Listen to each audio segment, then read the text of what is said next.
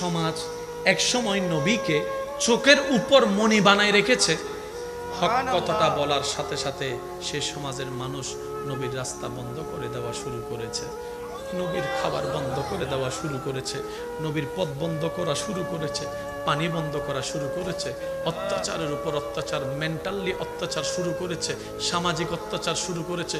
শুধু তাই নয় রে ভাই, শুধু তাই নয়, তারা এমন পর্যায়ে চলে গিয়েছে যে মুহাম্মদ সাল্লাল্লাহু আলাইহি ওয়াসাল্লাম, এই মুহাম্মদের সাথে যে কথা বলবে তাকেও আমরা সামাজিকভাবে বয়কট করব, মুহাম্মদের সাথে যে লেনদেন করবে আমরা তাকে সামাজিকভাবে বয়কট করব, মুহাম্মদকে যে বাজার দিবে আমরা তার দোকানকে সামাজিকভাবে বয়কট করব। এইভাবে অত্যাচার শুরু করেছে।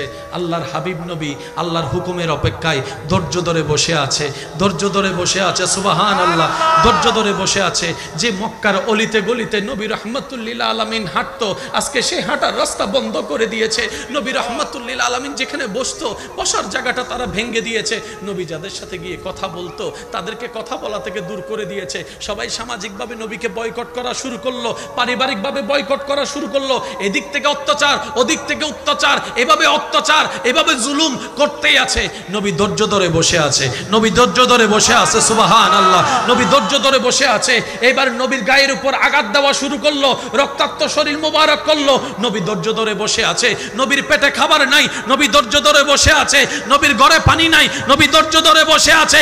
আপনরা দুশমন হয়েছে, নবী ধৈর্য ধরে বসে আছে। আপনরা পর হয়েছে, নবী ধৈর্য ধরে বসে আছে। আপনরাই চোখ উল্টায় ফেলেছে, নবী ধৈর্য ধরে বসে আছে, ধৈর্য ধরে বসে আছে। অথচ নবী চাইলে একবার আল্লাহকে বললে, ও আল্লাহ তুমি ওদেরকে ধ্বংস করে দাও, সাথে সাথেই ধ্বংস করে দিত।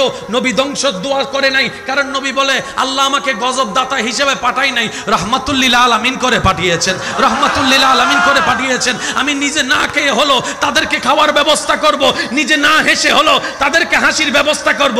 আমি তো নবী রাহমাতুল লিল আলামিন, যাকে আল্লাহ তাআলা সমস্ত নবীদের ইমাম বানিয়েছেন, সুবহানাল্লাহ, সমস্ত নবীদের উপর সর্দারিত্ব আল্লাহ আমাকে দিয়েছেন। সুতরাং আমি অধৈর্য হলে চলবে না, আমি ধৈর্য ধরব, যাতে আমার পরবর্তী উম্মতেরা আমার কষ্টের কথা শুনে অধৈর্য না হয়, আমার কষ্টের কথা শুনে তাদের জীবনের কষ্টের সামনে আসলে অধৈর্য যেন না হয়, রাগী যেন না হয়, মেজাজ যেন না হারায়, মেজাজ হারিয়ে এক ভাই আরেক ভাইয়ের নামে যেন মামলা না দেয়, হামলা না করে, রাস্তা বন্ধ না করে। আমি নবীর আদর্শ যেন তারা জীবনে বাস্তবায়ন করে আল্লাহর আসল নিয়ামত অর্জন করতে পারে। নবী বলে আমি ক্ষমতা থাকার পরও চুপ। তুই দুই দোকানের মালিক হয়ে এত চিল্লাস কেন রে? সুবহানাল্লাহ। নবী বলে যে আমি কৌসারের মালিক হয়ে চুপ করে আছি, তুই দুইতলা বিল্ডিং এর মালিক হয়ে চিল্লাস কেন?